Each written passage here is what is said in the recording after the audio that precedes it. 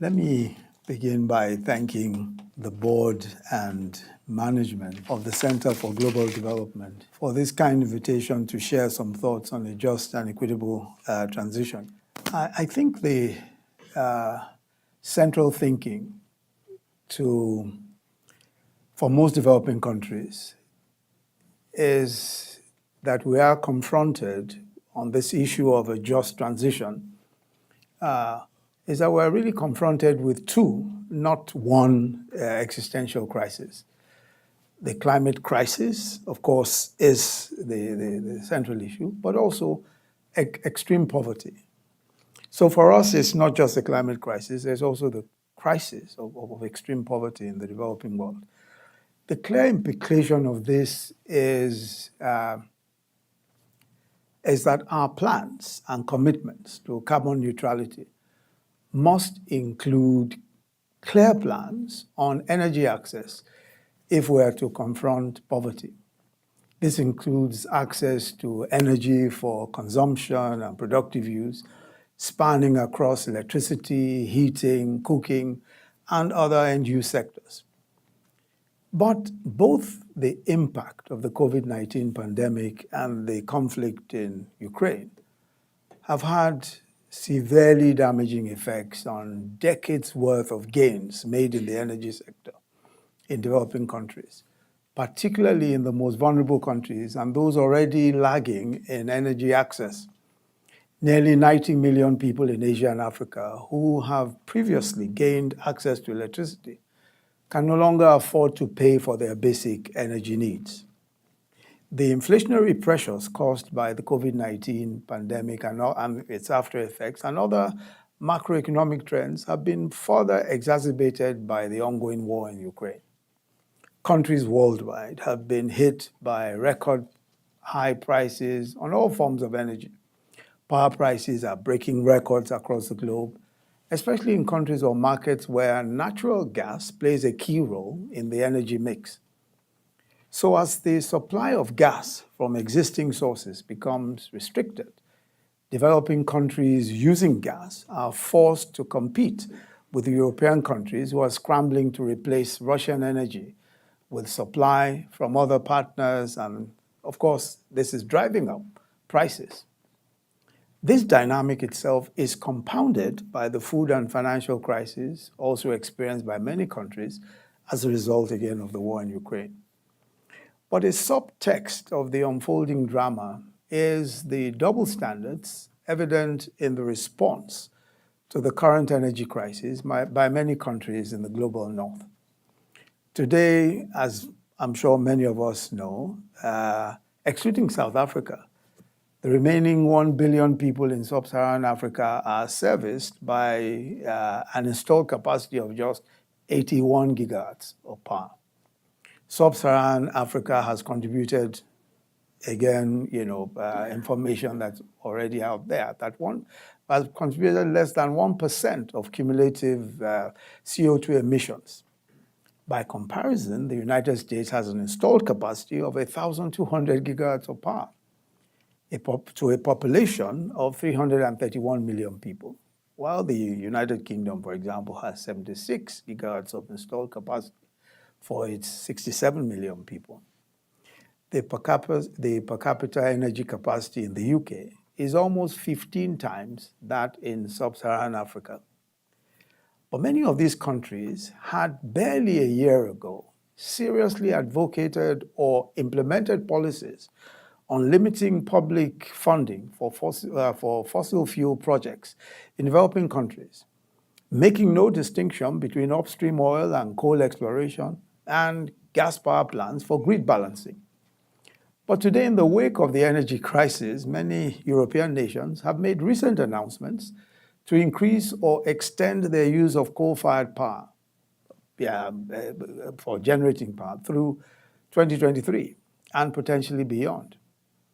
Of course, this is in violation of their climate commitments, and analysis suggests that this will raise power sector emissions of the EU by 4%, a significant amount, and that's considerable given the high base denominator of EU emissions. But also worthy of note is that Europe's energy crisis has not been ignored. It continues to be met with support and international resources.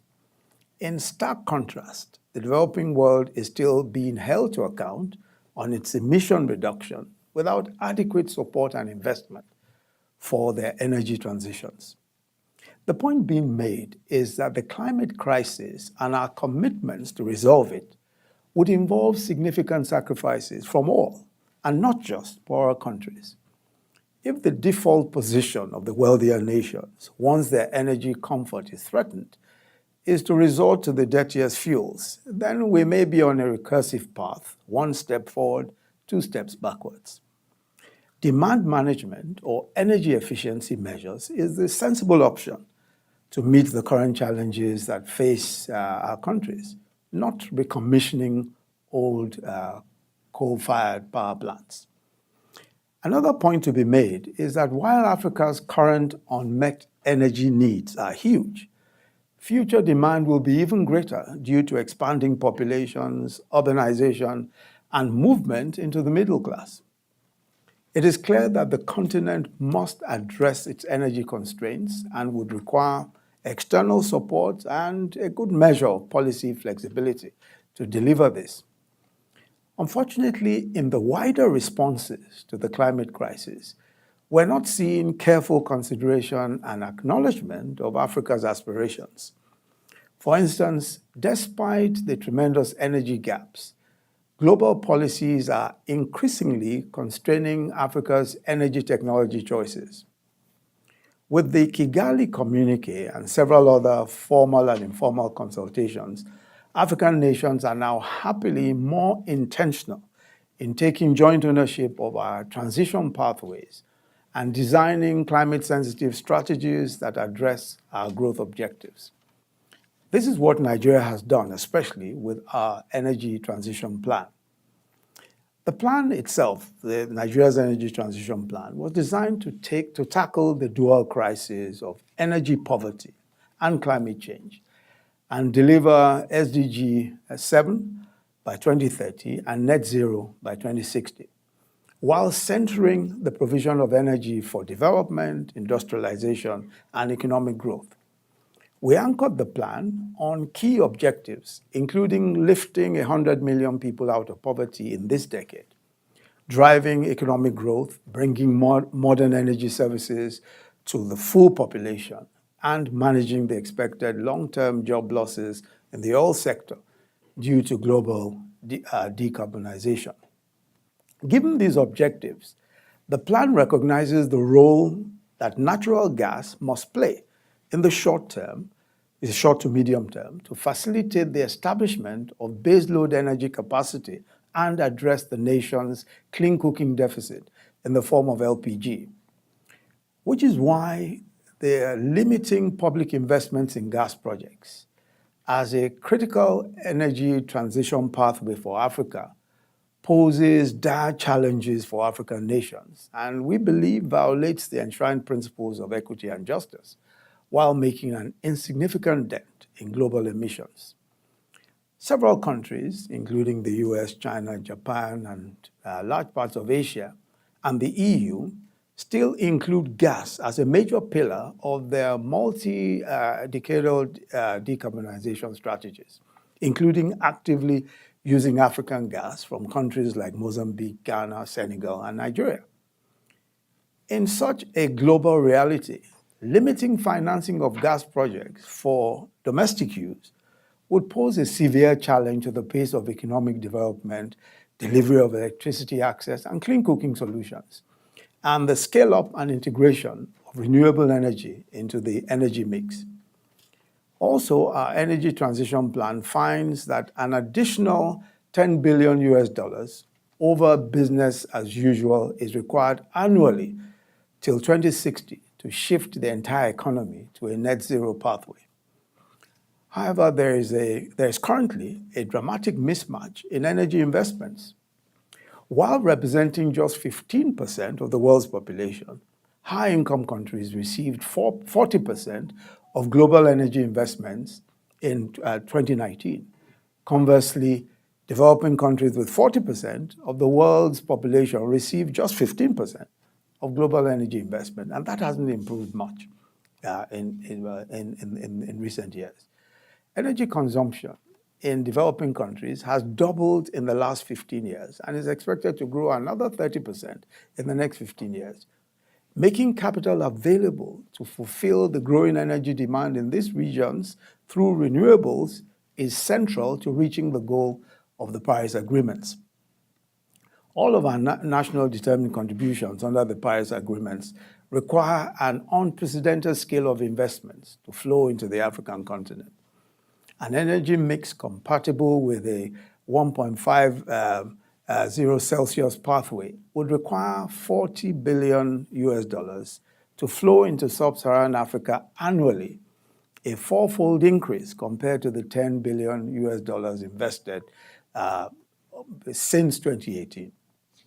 Further, the energy access element of the transition must be linked with the emissions reductions aspect of the energy transition. For too long, we've considered these two as parallel tracks. If energy access issues are left unaddressed, we'll continue to see growing energy demand being addressed with high polluting and deforesting fuels such as diesel, kerosene, and firewood. As a result, efforts aimed at advancing climate goals must first and foremost create carbon space for growing economies that have historically made negligible contributions to global emissions and have an obligation to their people to provide access to energy for electricity, for cooking, and productive uses. The ultimate goal of the global energy transition should be to achieve reliable net zero carbon energy systems to power prosperous, inclusive economies. In the Nigerian context, that means building sustainability into our economic planning. We developed an economic sustainability plan in the aftermath of the COVID-19 pandemic, which included an ambitious plan over the near term to provide 5 million homes and SMEs with cleaner energy through our decentralized solar power program. This meant that 25 million Nigerians would have access to solar power. The first phase of this plan is already underway, and we think that this sort of program will very quickly ramp up progress towards net zero emissions. But to ramp up action, we have presented evidence that shows that gas is critical to integrating a greater share of renewable energy in Nigeria's energy mix. Limited grid systems generally have trouble integrating intermittent sources above 15% of generation. However, those intermittent renewables can increase to over 30% of generation when enabled by a similar share of natural gas. In order to drive the energy transition at scale, we need to take a comprehensive approach. We have to work jointly towards common goals, including the market and environmental opportunities presented by the financing of clean energy assets in growing energy markets. To this end, in addition to conventional capital flows from public and private sources, it's essential that Africa can participate more fully in the global carbon finance market. Currently, direct carbon pricing systems through carbon taxes have largely been concentrated in high and middle-income countries. But carbon markets can play a very significant role in catalyzing sustainable energy deployment by directing private capital into climate action and improving global energy security, providing diversified incentive structures, especially in developing countries, and providing an impetus for clean energy markets when the price economics looks less compelling, as is the case today. So supporting Africa to develop into a global supplier of carbon credits, ranging from biodiversity to energy-based credits, will be a leap forward in aligning carbon pricing and related policy around a just transition. I also think that it's becoming quite evident that a just transition is key, not only to ensuring equity in climate policy, but also in building market structures that incentivize climate action, such as well-functioning carbon markets. Given the escalating debt, and I think this might also be a point to consider, especially when we look at the escalating debt situations of many developing countries, especially in the aftermath of the pandemic and the Russian-Ukrainian crisis. I think we should also bring debt for climate swaps into the climate finance mix. Now, debt for climate swaps, as many might know, are a type of debt swap where bilateral or multilateral debt is forgiven by creditors in exchange for a commitment by the debtor to use outstanding debt service payments for national climate action programs. So typically, the creditor country or institution agrees to forgive a part of the debt if the debtor country would pay the avoided debt service payment into a local currency, transparent local currency account or an escrow or any other kind of transparent fund. And the funds must then be used for agreed climate projects in the debtor country. So we can actually increase the fiscal space for climate-related investments and reduce the debt burden for participating developing countries. There are, of course, very significant policy actions that will be necessary to make this, DFCs or these sort of swaps more acceptable and sustainable. But I think that the important thing is that it's a win-win because obviously it contributes to the NDCs of the creditor country, and it creates the fiscal space necessary for climate investments for the debtor countries. So let me conclude by commending again the Global Institute for the excellent work that you do on such a wide variety of important development issues, but in particular for the opportunity to share some of these thoughts with you, and also for encouraging different narratives, especially from the developing world here. So I must thank you again. Thank you very much all for listening. Thank you.